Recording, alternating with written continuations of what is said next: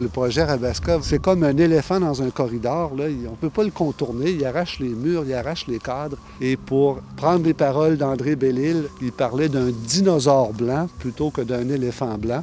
Dinosaure faisant bien sûr allusion au fait que l'exploitation des énergies fossiles tire à sa fin.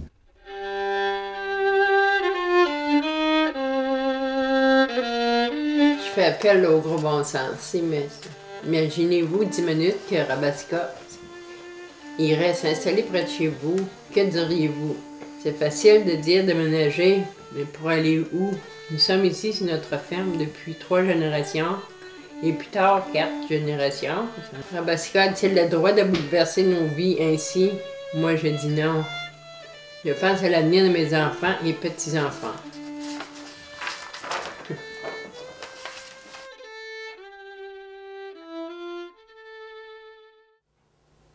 C'est un projet qui est super mal localisé. Il y a une autoroute, il y a 2 écoles à proximité, il y a le fleuve, les lignes à 735 kV. C'est comme un carrefour de communication super important pour l'énergie, pour le transport maritime, puis pour le transport terrestre. S'il arrivait par exemple un incident, ça couperait la circulation entre l'est du Canada, puis l'ouest au niveau maritime et routier. Qu'est-ce que ça vient faire ici? Parce que le fleuve est pas large ici. C'est un coin qui est patrimonial avec l'île d'Orléans en face. Je comprenais pas du tout pourquoi ils voulaient s'installer dans le fond dans la région. T'sais. On a toutes les évidences scientifiques qu'il faut faire un virage radical, abandonner les combustibles fossiles. On nous arrive au Québec en disant ben, on peut-tu en rajouter encore plus de façon vraiment là, extraordinaire? De plus en plus, on s'aperçoit que les conditions qu'on crée ne sont pas favorables à la vie humaine. Alors, c'est ça le problème.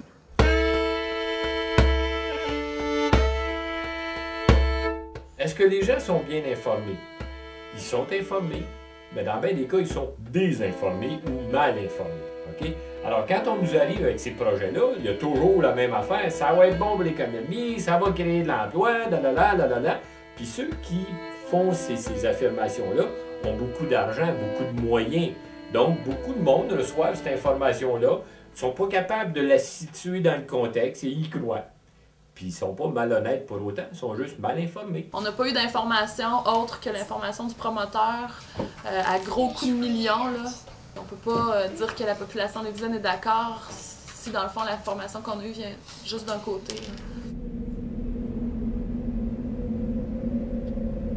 Au niveau des médias, l'impression qu'on avait comme opposants, c'est qu'ils étaient un peu achetés. Je pense au groupe GESCA, dont le propriétaire et la famille Desmarais et tout, qui ont des intérêts indirectement dans Arabasca. On avait l'impression qu'ils étaient achetés tellement ils ne se préoccupaient pas de ce qu'on avait à dire. Il n'y avait aucun débat à Québec sur Arabasca, jusqu'à tout dernièrement, jusqu'à il y a 15 jours. Après toutes nos discussions, il ne reste rien des justifications du promoteur. Ils ont toutes l'air ridicules, les justifications. Si vous voulez, je vais les prendre une après l'autre. Le promoteur nous a dit que ça sécuriserait notre avenir énergétique au Québec. On nous a servi un argument à l'effet que si on recourait à du gaz importé de Russie, ça nous libérait d'une dépendance au gaz qui vient de l'Ouest. Ben, je ne vois pas comment on peut gagner de changer une dépendance au gaz de l'Ouest à une dépendance au gaz de la Russie. Okay? Le Canada fournit déjà 60 % de son gaz naturel aux États-Unis. Et à cause de l'ALENA, même si on avait une rupture dans notre approvisionnement, le Canada est obligé de continuer à fournir le même pourcentage, le même quota de son approvisionnement aux États-Unis. La deuxième justification, c'est que ça allait baisser les prix. C'est évident qu'un petit pays comme le Québec ne peut pas avoir aucun contrôle sur un prix continental et mondial manipulé par Gazprom. Et le troisième justification, tenez-vous bien, c'était pour nous rapprocher du protocole, des objectifs de protocole de Kyoto.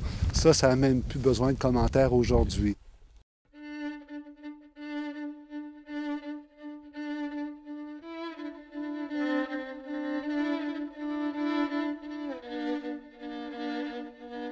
Les bouts où on a eu confiance, ça a été les audiences du BEP, où on voyait des gens venir de partout, des experts dans leur domaine, en physique, en développement durable, en économie, qui venaient nous appuyer sans qu'on les sollicite au BAP.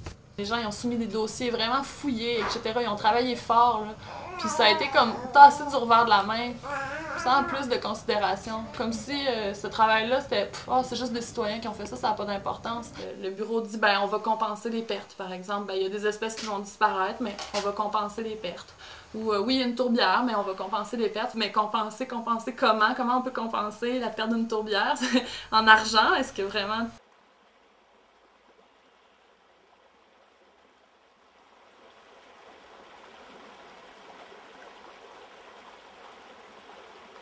Vous savez, au Québec, on en parle beaucoup de l'environnement. C'est une priorité. Hein? Allez voir les budgets. Allez voir les budgets. Le budget du Québec, c'est environ 57,5 milliards. 23 milliards à la santé, 13 milliards à l'éducation, 692 millions à la culture, 192 millions à l'environnement. 192 millions par rapport aux 57 milliards, c'est 0,3%. Un tiers de 1% du budget du Québec est donné à l'environnement. Alors, c'est gros comme ça, l'environnement, dans les préoccupations du gouvernement. C'est là qu'on le voit. C'est tout à fait unique ce qui se passe dans le cas de Rabaska. Vous avez, pour le gouvernement provincial, d'abord le ministre de l'Agriculture qui a proposé à son gouvernement de passer outre la CPTAQ, la Commission de protection du territoire agricole du Québec. Vous avez eu un ministre de la Santé qui a préféré les arguments économiques que les craintes de ses propres experts en santé publique.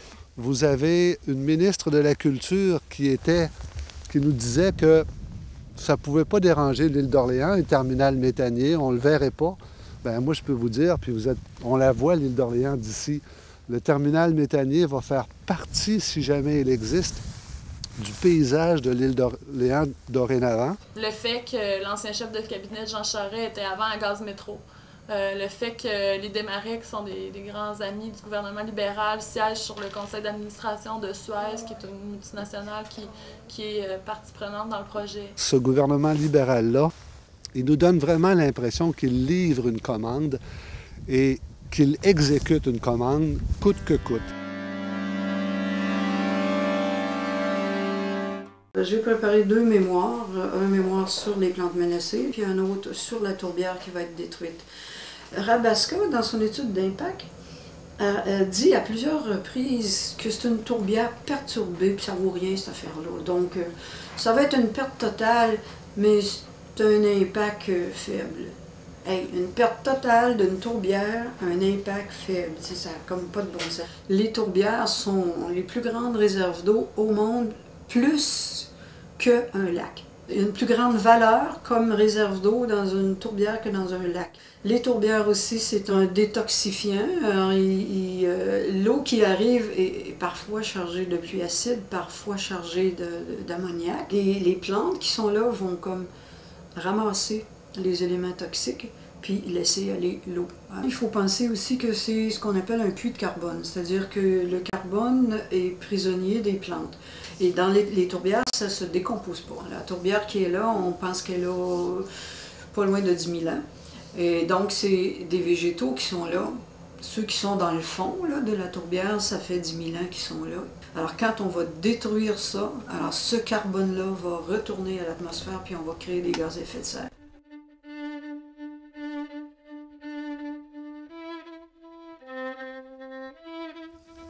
Il y a 150 familles regroupées alentour de ce site-là, directement touchées.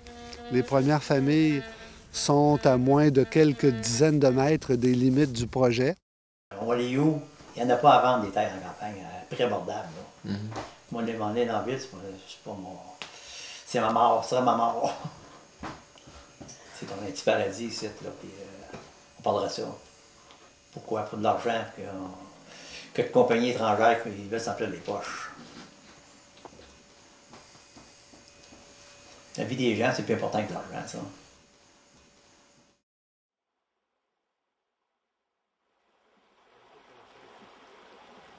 On va installer un port dans une zone tout à fait naturelle, qui n'est pas perturbée du tout, où on a des espèces parmi les plus rares au monde. Leur habitat potentiel, ça couvre 2 km² au monde.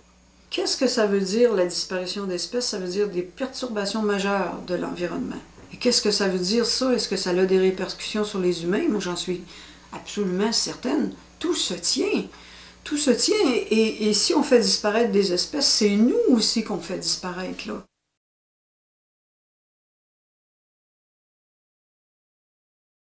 Le Québec, c'est le paradis des énergies vertes. On a de l'eau, puis c'est ça qui a fait la richesse du Québec, l'hydroélectricité. Mais le vent, le soleil sont aussi très présents. Puis en termes d'indépendance énergétique, là, je pense qu'on ne peut pas faire mieux. Parce que la dernière fois qu'il y a eu une grève là, au paradis, je m'en souviens pas.